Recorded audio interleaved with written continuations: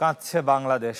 স্কুলে আছড়ে পড়া যুদ্ধ বিমান দুর্ঘটনায় প্রাণ হারিয়েছে কোমলমতি শিশুরা, যা ছুঁয়ে গেছে ক্রীড়াঙ্গনকে। তবুও জীবন চলমান। এর মাঝে হয়েছে সাফ অনূর্ধ্ব-20 নারী চ্যাম্পিয়নশিপের খেলা। অঘোষিত ফাইনালের আগে 1 মিনিট নীরবতা পালন করেছে দুদল।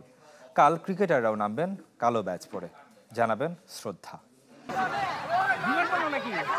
বাতাসে লাশের গন্ধ, স্বজনের আহাজারিতে ভারী দিয়াবাড়ির আকাশ। কাঁদছে বাংলাদেশ ভয়াবহ বিমান দুর্ঘটনায়, যার শিকার কোমলমতি প্রাণ।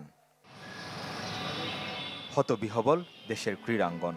ক্রিকেট দলের 2 অধিনায়ক লিটন দাস আর মেহেদী মিরাজকে ছুঁয়ে গেছে মাইলস্টোন ট্র্যাজেডি।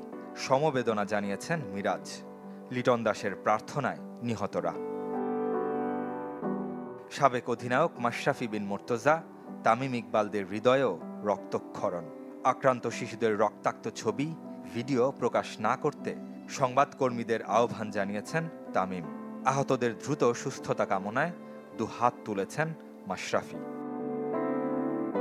তাসকিন আহমেদ, মোস্তাফিজুর রহমান, তাওহিদ হৃদয়, তানজিদ তামিম, পারভেজ ইমনদের সবাই শোকাতুর। আহত নিহতদের জন্য প্রার্থনার আহ্বান জানিয়েছেন ক্রিকেটাররা। মাইলস্টোনের দুর্ঘটনা নিয়ে ধারাবাহিক পোস্ট দিয়েছেন জাতীয় দলের ফুটবলার শেখ মুরসালিন। কখনো শিশু শিক্ষার্থীদের আইডি কার্ড পোস্ট করে খোঁজ করেছেন অভিভাবকদের, কখনো বা রক্ত চেয়ে সাহায্যের আবেদন জানিয়েছেন। সতীর্থের সাথে যোগ দিয়েছেন আরেক ফুটবলার রাকিব হোসেনও। গভীর শোক আর সমবেদনা জানিয়েছে Bangladesh cricket board, football federation.